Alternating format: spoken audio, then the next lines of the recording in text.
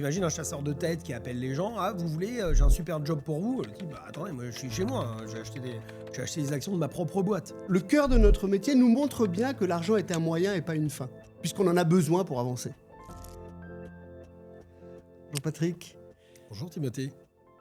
je trouvais que c'était intéressant comme tous les deux entrepreneurs de Croissance Plus, qui nous entendons bien, qui avons une certaine vision commune d'un tas de choses.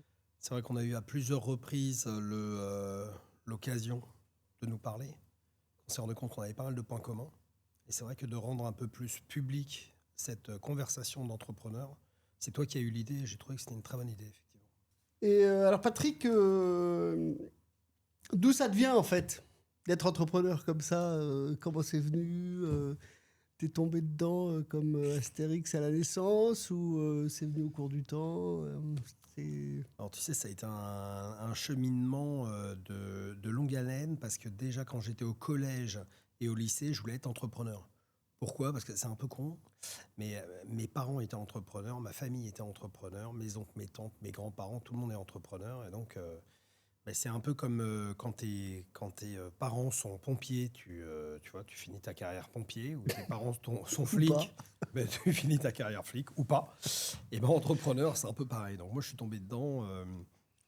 Les déjeuners, dîners, beaucoup de dîners, d'ailleurs, mes parents travaillaient ensemble, donc mes dîners familiaux, c'était les rendez-vous, enfin c'était le débriefing, le compte-rendu de ce qui s'était dit, tu vois, dans leur vie professionnelle quotidienne, quoi. Donc tous les soirs, on avait le compte-rendu. Donc assez naturellement, j'ai plongé là-dessus. Après, j'ai quand même attendu d'avoir une première expérience ailleurs, on en reparlera si tu veux, mais une première expérience ailleurs pour enfin me lancer. Et j'avais 32 ans quand j'ai créé ma boîte. Et toi, ça a été quoi ta motivation? Pas du tout ça. Moi, j'étais dans une famille absolument pas ni dans l'entrepreneuriat ni dans l'entreprise d'ailleurs. J'ai un père journaliste, une mère instite, donc rien à voir. Mais en fait, moi, c'est venu un peu au cours du temps et au cours de mes aventures professionnelles. J'ai d'abord fait du conseil, après je suis rentré dans une boîte, j'étais directeur marketing. Bon. Et je me rendais compte, en fait, qu'à chaque fois que j'avançais dans la vie professionnelle, que j'avais un nouveau challenge, un nouveau projet, un nouveau job, j'avais envie de faire bouger les choses à fond, mais j'étais un peu contraint, parce que j'étais dans une boîte avec des règles du jeu, des patrons, et je sentais que j'étais un peu frustré. Et donc, dès que j'ai eu l'occasion, je me suis lancé. Mais ça a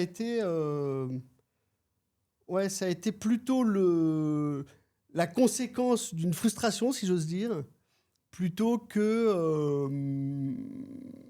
un truc qui m'est tombé dessus, quoi.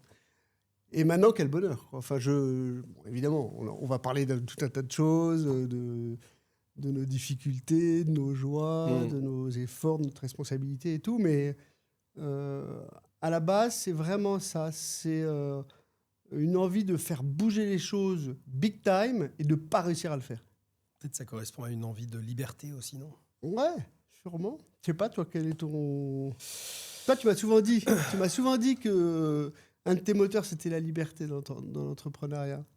Ouais, alors dans mes premières expériences, moi j'ai vécu un peu ce que tu as vécu, c'est-à-dire j'avais peut-être un besoin de m'exprimer de manière plus large, tu vois, et que j'étais pareil, un peu dans un carcan. J'ai eu 2 expériences salariées, en tant que salarié, hein, avant.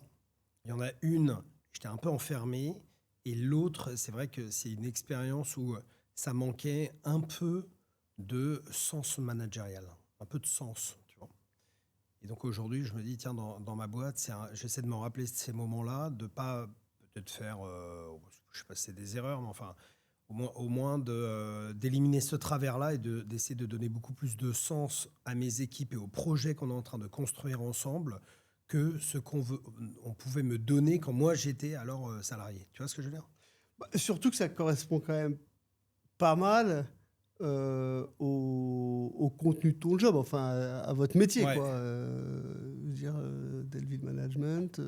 Alors après, le management de L'humain, transition, c'est quand ouais, même c'est le ça, ouais, cœur c'est de au votre cœur, ouais. business. C'est au cœur de ce qu'on fait. Le management de transition, qui est quand même d'impliquer des cadres dirigeants en mission chez nos clients, c'est à la fois d'aider nos clients, qui sont pour la plupart des grands groupes, mais aider des clients aussi personnels, c'est-à-dire monsieur un tel, madame un tel, qui est dans la panade parce que son usine ne tourne plus, parce qu'il n'a plus de responsable marketing, parce qu'il n'a plus de directeur financier en pleine clôture, parce qu'il n'a plus de directeur général, il est actionnaire de la boîte, il n'y a plus de directeur général, etc. Donc on aide ces groupes-là, on aide ces personnes-là qui ont ce besoin d'avoir un manager de transition lundi prochain, parce qu'on est toujours dans toujours une course contre la montre, on travaille toujours dans l'urgence. Et puis à côté, il y a une satisfaction d'avoir la relation avec des managers de transition qui, eux, sont des personnes plutôt en deuxième ou troisième partie de carrière, donc qui vont avoir, tu vois, en moyenne d'âge peut-être 50 ans et plus, et de leur dire, tiens, on a une mission à vous proposer, donc d'impliquer ces gens-là. La durée moyenne des missions est peut-être de 7-8 mois, tu vois. C'est vrai que donner, on a l'impression un peu de faire le bien dans la cité, c'est-à-dire de remettre des gens au boulot, quelque part, ou de leur proposer des missions, et puis à la fois d'aider nos clients. Alors, sachant que nous, on a une spécificité quand même, c'est qu'il y a quelques missions de nos managers de transition qui se terminent par des embauches, ouais. tu vois, par un emploi. Hein. Alors, nous, c'est pas ce qu'on vend, mais enfin, factuellement, il arrive, c'est 20% du temps ou 15% du temps, que certains de nos managers de transition, ou managers de transition, deviennent soit embauchés, et donc deviennent clients. Et de la même manière, de temps en temps, on a un client qui se fait sortir de son job et donc qui retoque à la porte pour devenir manager de transition. Et donc, on implique à la fois. Donc, les deux, on s'est trouvé dans les deux cas de figure. Donc, moi, je dis à mes équipes, on est au milieu d'un triangle, tu vois, on est au milieu d'une situation où à la fois les managers ont besoin de nous, à la fois les clients ont besoin de nous. Il faut essayer de mettre en musique tout ça. Exactement. Ouais. Exactement. Mais si on revient sur l'idée de liberté, c'est ça qui t'a donné envie d'entreprendre parce que tu voulais faire ce que tu avais envie de faire ou alors... Non, mais c'est ça, ouais. C'est la liberté de pouvoir être chez soi et peut-être d'avoir accès directement aux fruits de son travail aussi. C'est-à-dire, si on travaille bien, la semaine suivante, on a la récompense. Et si on travaille mal, la semaine suivante, on n'a pas la récompense. Hein, ce qui est quand même le truc de l'entrepreneur quand tu démarres ta boîte. Quand tu lances ta boîte, c'est quand même ça, hein, factuellement, les premiers trimestres, semestres ou années d'ailleurs. Aujourd'hui, on est beaucoup plus sur la construction d'un projet, d'une marque. On est beaucoup plus sur quelque chose de plus long terme et structurant, mais qui est toujours lié à ce besoin de liberté. Et d'ailleurs, ce qui amène à une question, c'est peut-être quoi faire. C'est quoi le next step demain ?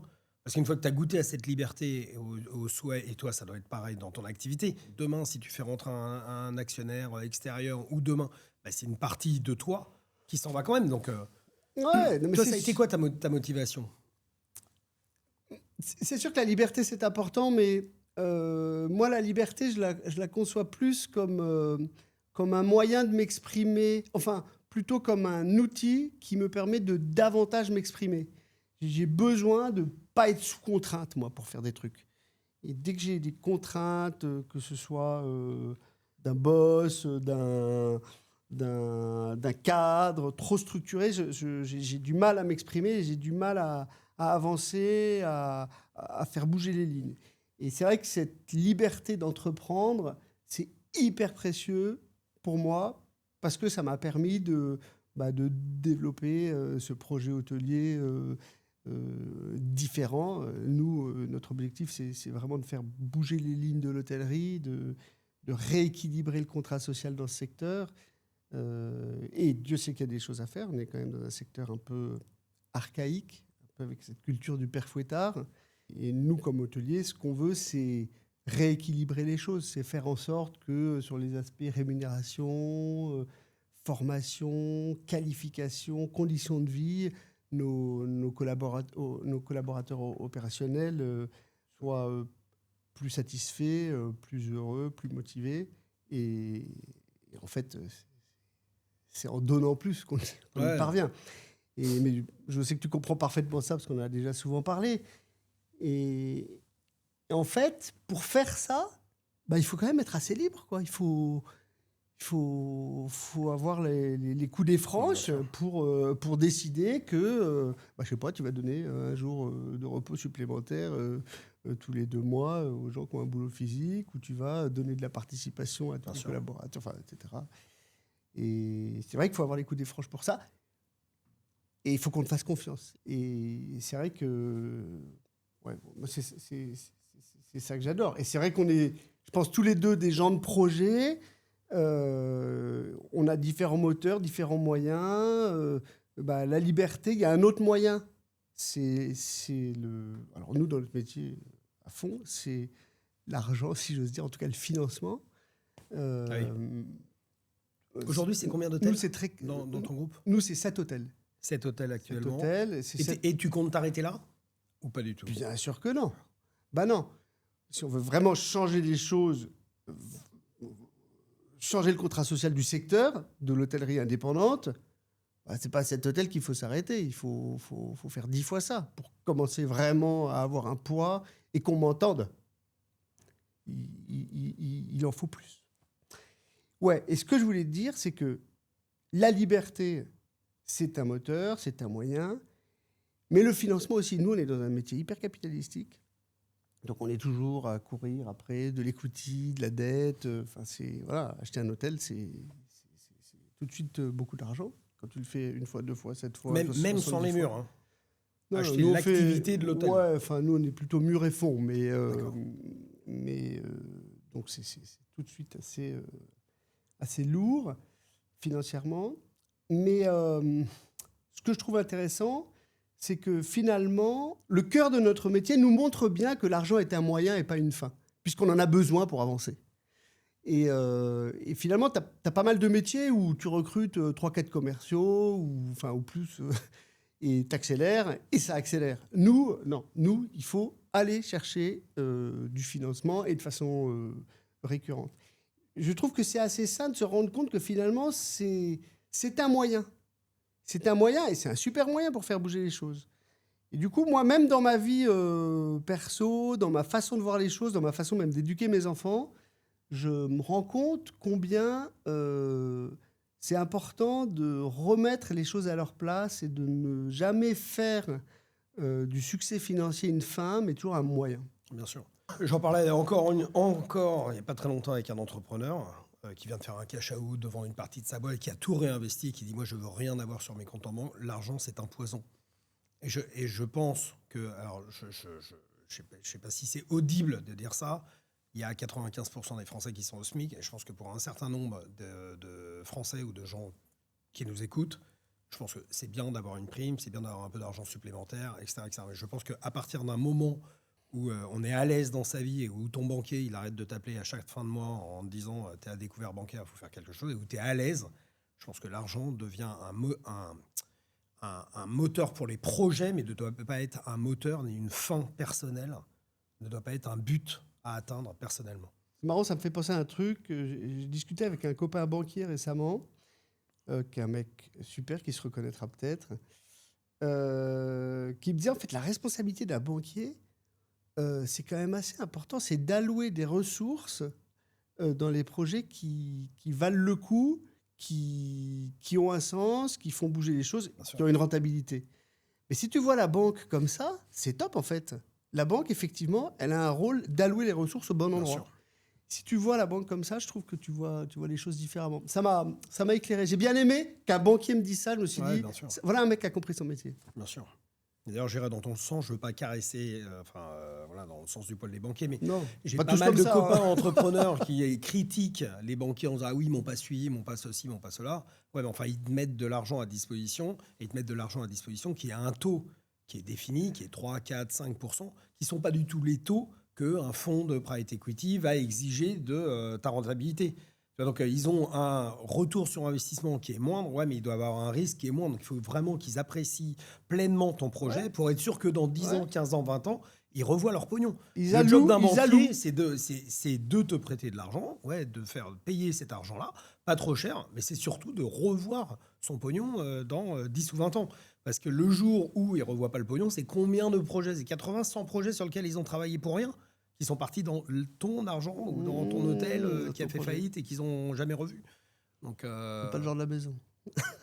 évidemment, évidemment. En tous les cas, c'est à eux d'apprécier ce risque-là, quoi. Ouais, absolument. Mais en tous les cas, nous, on essaie d'atteindre des niveaux de rentabilité qui sont dans ce qui se fait dans notre métier. Ouais. Voilà. On essaie d'atteindre ni plus ni moins. On n'essaie pas d'être les derniers de la classe. On n'essaie pas d'être les premiers de la classe. Donc, n'être ni trop dépensier, ni pas assez dépensier.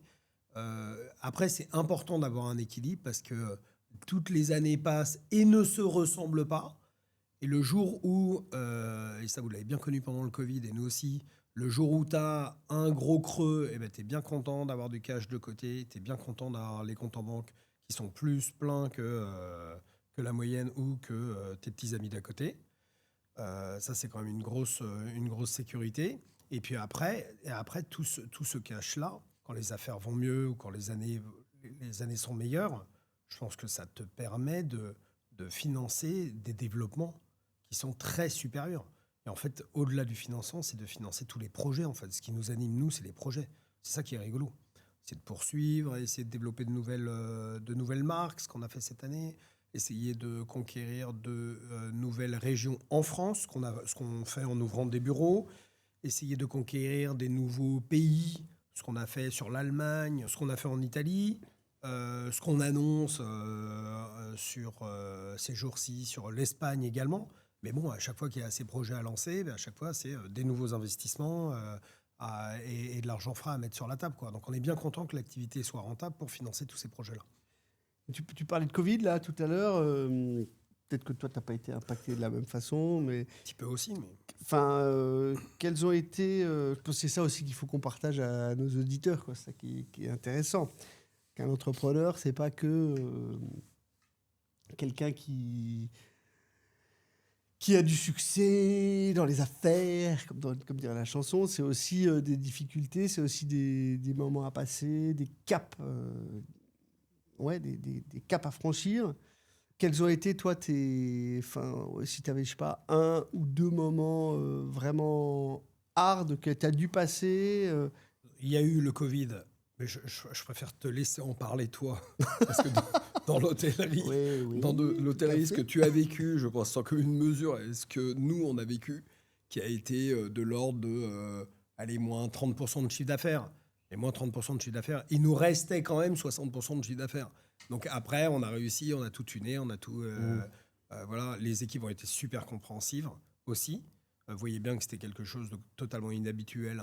Donc elles sont assises sur des bonus, elles sont... voilà, on a réussi à économiser tant bien que mal, quoi. Donc, et à éviter de mettre la société en risque. C'était surtout ça l'enjeu, parce qu'on ne savait pas quand est-ce qu'on en sortait. Mais je te retourne la question, là, sur le Covid. Sur le Covid, nous, ça a été vraiment... C'est marrant, parce que je me souviens très bien, en cours, on nous disait les crises, c'est des opportunités. Alors, bon, maintenant que c'est passé, je peux le dire, oui, c'est vrai, je vais vous en parler. Mais c'est vrai que sur le coup, c'était vraiment chaud, hein. Nous, c'est de 100 à 0 en un jour. Le 16 mars 2020, on n'a plus eu de chiffre d'affaires, et ce, pendant 2 ans.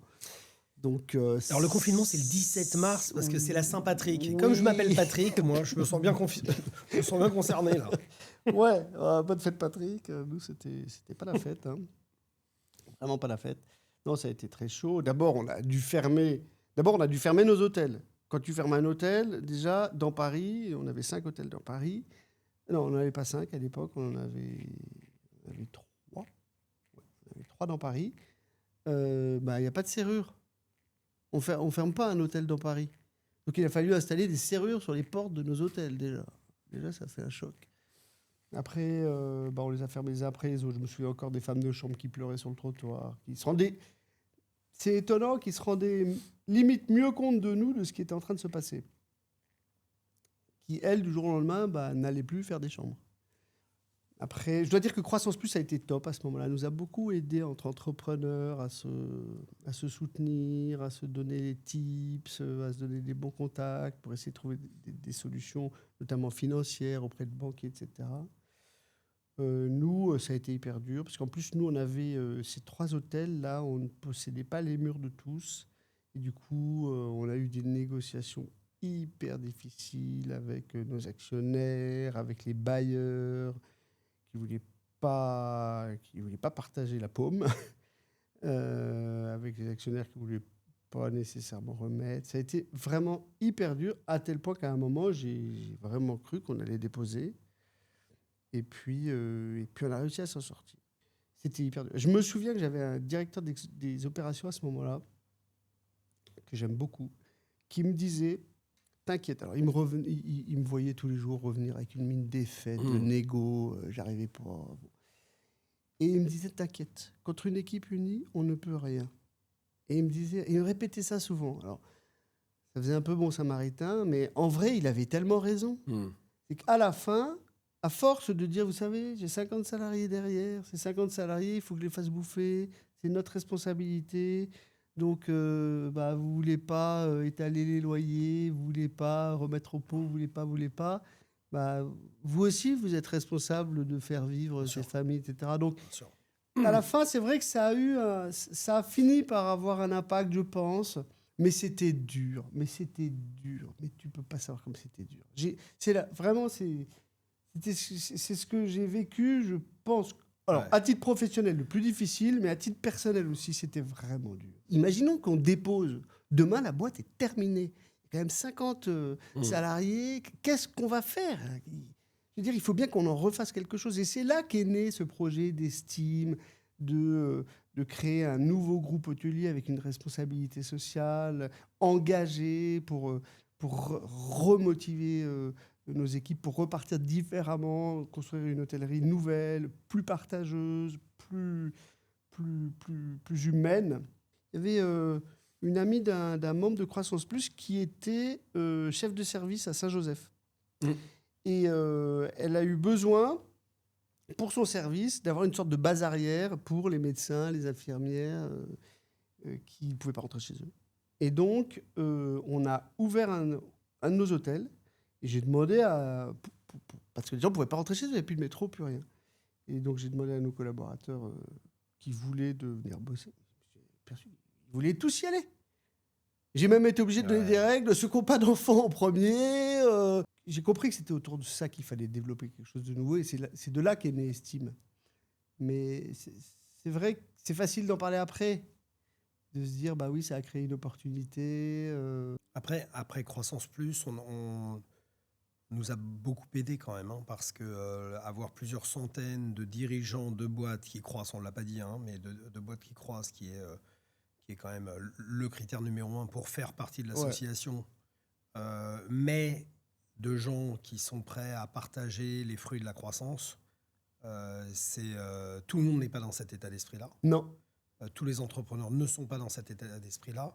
Et c'est vrai que c'est plusieurs centaines, et on se voit peut-être une vingtaine de fois par an, de pouvoir échanger avec les uns et les autres, nous met quand même dans un état d'esprit qui quelque part est de faire le bien dans la cité, quoi. C'est ce que tu disais. Absolument, qui est hyper sain. C'est avoir une utilité sociétale un peu plus développée que d'acheter une belle voiture de sport, quoi. Enfin, je veux pas caricaturer. Petit peu plus. Voilà, je veux pas caricaturer, mais ou jeter la pierre à nos amis qui sont passionnés de voitures de sport. Mais c'est parce que nous, on est dans un métier comme ça. Toi, tu es dans un métier, tu te décrivais bien tout à l'heure, où tu étais à la croisée des chemins entre ton client et ton fournisseur, si j'ose dire. Enfin, mon manager. Ouais, ton manager. Et nous, on a aussi ce rôle-là parce que on est un métier de service, au service du client, et on a des collaborateurs très peu qualifiés Et vous touchez toutes les classes sociales de la société. Et on touche. Donc, c'est vrai qu'ensemble, et c'est pour ça, je pense qu'on a qu'on se comprend bien, c'est que on a conscience de notre rôle sociétal, de notre responsabilité aussi, mais on sait qu'on peut faire bouger les choses. C'est ça qui est sympa. Je sais pas comment toi tu vois ton rôle, toi personnel, Patrick, dans la société comme dirigeant, entrepreneur, responsable de ses équipes Moi, j'ai créé la boîte en 2010. Je crois que dès 2000, 2 ans ou 3 ans après, dès qu'on a eu les premiers résultats financiers, on s'est dit que ce serait intéressant de mettre en place un plan d'intéressement. Tu sais, il y a deux, intéressement et la participation. Participation, c'est obligatoire dès lors que tu fais plus de 50 salariés. Et l'intéressement, c'est à la juste, au bon vouloir du dirigeant de boîte. Il peut le mettre en place. En fonction d'atteinte de critères, quand même. Oui, mais ce que je veux dire par là, c'est quand tu es une petite boîte, tu n'es pas obligé de le mettre en place. Nous, on avait décidé de le mettre en place, l'intéressement, alors qu'on n'était pas du tout obligé de le mettre en place. Tu vois, c'est à partir d'un certain nombre de personnes. Moi, j'ai plus les seuils en tête, mais on s'y est pris très, très en avant en se disant, et en disant aux salariés, si on atteint les objectifs, voilà, moi, j'ai pas la planche à billets dans la cave, quoi. Donc, s'il y a des sous, s'il y a du pognon, et des sous, il y en aura pour tout le monde. Et puis s'il n'y a pas de sous, il y en aura pour personne, quoi. Et voilà. Et essayer d'être dans une logique un peu plus partageuse. Et puis c'est après qu'on a mis en place des plans d'actionnariat salariés qui étaient aujourd'hui dans les 65 personnes. Là, on va avoir, enfin bientôt 75, on va avoir 25 personnes qui vont être un tiers de la boîte. Un tiers. Qui est actionnaire. Qui est actionnaire. De gens qui ont fait leur chèque pour acheter 2 500 € jusqu'à 100 000 € d'actions de la boîte, tu vois. Avec tout un tas de plans d'incentives, d'accélérateurs, etc., etc. Je ne vais pas rentrer là dans le détail, mais c'est une grande fierté. C'est une grande fierté parce que déjà, c'est qu'ils ont confiance dans le projet et quelque part, ils ont confiance en moi. Et puis, ce que je leur dis aussi, c'est que c'est une grande responsabilité. Parce que quand moi, j'ai créé la société, j'ai ouvert un compte capital et puis j'ai fait un chèque de 10 000 € à la banque pour ouvrir le capital de la boîte qui faisait 10 000 €. Ce compte capital s'est retrouvé sur le compte trésorerie, le compte courant de l'entreprise. Eux, c'est leurs économies de 2 500 jusqu'à 100 000 € qui vont mettre leurs économies perso qu'ils ont gagnées avec leur salaire et leur bonus, tu vois, qui vont remettre dans l'entreprise pour acheter des actions de la boîte. Donc moi, je leur dis, c'est vos économies familiales, quoi, de couple. Donc j'ai intérêt à pas faire n'importe quoi avec vos économies. Donc, moi, ça met une vraie... dire une pression supplémentaire. Ça met une responsabilité, en tous les cas, où aujourd'hui, je ne suis plus en train de gérer 70 ou 75 emplois. Je suis aussi en train de gérer 25 investisseurs, à plus ou moins haut niveau, tu vois.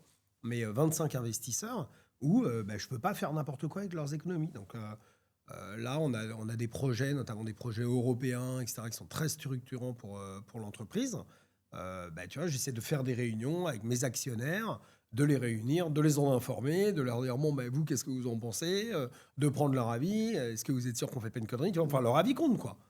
C'est pas neutre, hein. Non, c'est vachement bien. C'est pas neutre. Alors après, ça déploie une énergie de dingue chez ces gens-là, parce que chez ces gens-là, et puis les 50 autres aussi, hein, parce qu'ils sont chez eux. Ils sont chez eux. Une partie de leur temps, ils travaillent chez eux. T'imagines un chasseur de tête qui appelle les gens. Ah, vous voulez, j'ai un super job pour vous. Le type, attendez, moi, je suis chez moi. Hein. J'ai acheté des actions de ma propre boîte. Alors, ça marche dans une PME, ça marche peut-être dans une ETI. Je suis pas sûr que ça marche. Non, dans un grand groupe, c'est pas pareil. Quand tu es actionnaire d'un groupe du CAC 40, parce que tu es salarié d'un groupe du CAC 40, je pense que tu fais moins le lien entre ton contrat de travail salarié et le fait d'être actionnaire de la boîte. Alors que quand tu parles au patron et à l'actionnaire majoritaire du lundi matin au vendredi soir, je pense que ça crée un lien qui est quand même dans des petites boîtes. Alors c'est pas facile à mettre en place, ça coûte du pognon, c'est beaucoup de frais d'avocat, juridiquement on a fait ça aussi. Je suis hyper content. Alors moi, on a à peu près le même nombre de collaborateurs, 70, mais en revanche, on n'en a pas 25 qui sont actionnaires parce que c'est pas ça qu'ils attendent. Enfin, nos femmes de chambre, nos réceptionnistes, ils ont besoin plus de cash que d'actions. En revanche, on l'a fait avec quelques-uns de nos managers. Je suis hyper content de ça. Et même, je trouve que ça change la relation qu'on a avec eux. C'est vachement plus sympa. Je prends même plaisir à écouter, à nous mettre d'accord sur des sujets de projets, tu vois, d'avenir. Je me sens moins seul. En fait, c'est marrant. Ça corrige peut-être un peu la solitude du dirigeant, de sentir que t'es pas le seul à avoir investi, à pas savoir si vraiment t'es sûr de prendre la bonne direction. On y va ensemble. Il y a un côté, il y a un côté assez sympa à ça. En revanche, je veux revenir sur une question que je t'ai posée où j'ai pas l'impression que tu m'aies répondu comme tu m'as déjà répondu. on parlait de la responsabilité, du rôle qu'on avait dans la société. Alors, OK, on partage les fruits de notre croissance, OK, on est co-actionnaire avec nos équipes, OK. Mais au fond, quel est le rôle que tu te sens avoir dans la société? Moi, je ne veux pas paraître présomptueux, mais on est dans une société, c'est pas un gros mot de le dire, qui est un peu clivée euh, en ce moment. Et sur le côté économique, qui met en opposition patronat, salarié. Et on confond les super profits des 40, et encore il n'y en a pas 40 qui font des super profits, mais peut-être des 10, des 40 groupes du CAC 40, tu vois, avec notre actualité, nous, patrons de PME. Donc on oppose le monde patronal et le monde salarial. Et je trouve que c'est un peu dommage, pour rester poli, parce que d'une part, avant d'être patron, moi j'étais salarié. Avant d'être patron, tu étais salarié aussi. Donc on l'a connu. Hein, voilà. À un moment donné, on a pris notre risque de devenir, de monter notre propre boîte.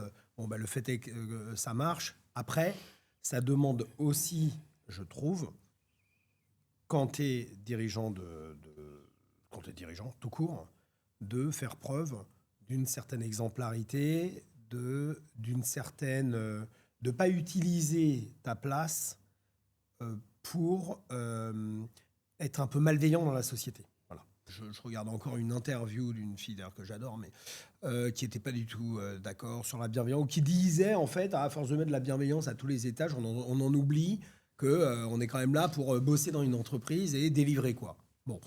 Alors avant on disait ah oui il faut être gentil avec les gens, alors maintenant la gentillesse en fait trop bon trop con, donc en fait si t'es trop gentil t'es trop con. Bon voilà, on a remplacé le mot, c'est bienveillant, mais maintenant il y a des gens dans les médias qui disent ah ben non, la bienveillance est galvaudée, on utilise ça partout. Franchement je trouve ça un peu dommage. T'as quand même des boîtes qui respirent une ambiance qui est positive et t'as des boîtes qui respirent une ambiance qui est négative. T'as quand même un mode de management où tu fais ça avec les tripes, avec ton cœur. Et tu manages comme t'aimerais être managé, et t'as quand même des boîtes où le management, c'est n'importe quoi. On est bien d'accord. C'est n'importe quoi, où t'as pas de sens. Les 3 premiers mois de l'année, on te dit, ah ben tiens, on va couper on va vendre l'usine. Les 3 mois suivants de l'année, ah ben non, au contraire, on rachète l'usine, il faut qu'on rachète le concurrent.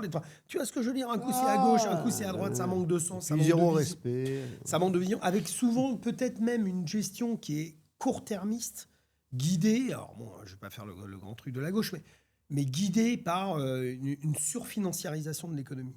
Mais nous, patrons de PME, on n'est pas du tout là-dedans. On n'est pas du tout là-dedans. C'est pas du tout notre quotidien, quoi. Les résultats de la boîte, c'est on essaie de trouver un équilibre financier entre quelle est la rémunération de l'actionnaire. L'actionnaire majoritaire, oui, c'est moi. Donc je suis désolé, j'ai pris un risque. L'actionnaire, il a besoin de se faire rémunérer lui aussi parce qu'il a pris un risque au début et c'est normal.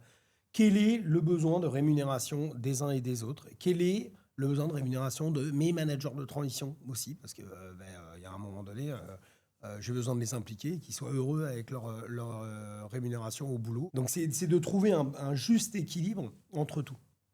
Comment tu le perçois, toi, dans ton entreprise? Oui, l'équilibre, c'est hyper important. Je suis 100% d'accord avec toi. Surtout que nous, on a des métiers très peu qualifiés, puis d'autres beaucoup plus qualifiés. Donc c'est difficile de trouver un équilibre entre des gens qui gagnent un peu plus que le SMIC hôtelier et puis des gens qui ont un salaire de cadre supérieur. Mais on y arrive. On y arrive et puis on est assez transparent. Et finalement, les gens comprennent bien. On fait juste pas le grand écart. Mais au-delà de ça, sur la partie responsabilité sociale, sociétale et tout, moi, je me sens... Alors peut-être que... Pareil, peut-être que c'est un peu présomptueux, mais moi, je me sens une grande responsabilité. D'abord parce que j'ai 100 familles derrière. Donc je t'en parlais tout à l'heure, là, qui ont besoin de nourrir leurs enfants, dont je me sens un peu la charge, c'est vrai. Comme dirigeant, comme entrepreneur, on avait aussi un rôle dans la société. Alors, bon, certes, d'exemplarité, c'est ce que tu disais, c'est sûr. Peut-être aussi un peu de lobbying. C'est d'ailleurs pour ça aussi qu'on est chez Croissance Plus, qu'on y joue un rôle, notamment au board. Pour moi, c'est hyper important. Je pense que, surtout par les temps qui courent, où le politique difficilement audible. C'est vrai que c'est compliqué en ce moment. Peut-être aussi que nous, on a un rôle justement de fédérer et de faire que l'entreprise devient finalement un des derniers lieux dans la société dans lequel les gens ne peuvent pas être fracturés et adhèrent ensemble à un même projet. Je trouve que ça a un rôle social génial. Bien sûr. Et c'est vrai que dans la société dans laquelle on est, qui certes, tu l'as dit, et tu as raison, est hyper fragmentée, on a ce rôle et aussi, je pense qu'il faut qu'on communique dessus, qu'on montre que l'entreprise est une solution à la défragmentation, Ouais. si j'ose dire. C'est vrai on a été élu au bureau de Croissance Plus. C'est vrai qu'il y a ce côté lobbying. On n'est pas là en train de pousser le pétrole à Bruxelles ou le nucléaire, je sais pas où. C'est pas lobbying dans ce sens-là, mais Non. c'est plus d'essayer de nous regrouper pour faire entendre notre voix d'entrepreneurs de taille que nous sommes, c'est-à-dire justement pas les grands groupes. Mais de croissance. Et entrepreneurs de croissance avec les problématiques qui sont les nôtres. Et puis de mettre en avant aussi ce besoin de pédagogie qu'on ressent dans la société, où les gens ne savent pas faire la différence entre un chiffre d'affaires, un résultat net, un dividende. Enfin, tout le monde confond tout. On a l'impression, quand tu écoutes certaines personnes, que la richesse, c'est un gâteau qui est fini, qu'il suffit de le découper en tranches, et puis comme ça, on en donne plus aux autres. La majeure partie de la population française n'a pas compris que le gâteau, on pouvait plus ou moins le rendre grand, ou plus ou moins le rendre petit, en fonction de si on travaillait beaucoup, en fonction de si on travaillait pas beaucoup. Et c'est quand même ça le truc. Et donc ça, il faut quand même l'expliquer. Il faut qu'on se mette collectivement au boulot et au-delà en cuisine, pour faire de ce gâteau un bon et gros gâteau à se partager ensemble. Exactement. Et pas de façon individualiste. Et d'ailleurs, excuse-moi, je change un peu de sujet, mais ça a quand même un lien. On le voit bien, nous, alors je sais que tu es père de famille comme moi, et c'est vrai que le choix qu'on a fait d'entreprendre, de diriger, c'est un choix qui nous implique nous, bien sûr, on vient d'en parler suffisamment, mais qui implique aussi nos familles et qui implique aussi ce qu'on veut transmettre. Diriger ou entreprendre, diriger des groupes comme ceux qu'on dirige, eh bien, ça a des conséquences sur la vie de famille et ça a aussi des conséquences sur ce qu'on transmet à nos enfants. Mais on transmet des trucs top. Le fait que quand on bosse et qu'on y arrive, c'est super satisfaisant. On transmet des trucs comme l'argent, on en a parlé tout à l'heure, c'était un moyen, c'est pas une fin. On transmet des trucs sur la volonté, la pugnacité. Je sais que c'est un sujet qui t'importe. Moi, la pugnacité, c'est un truc que je trouve hyper important.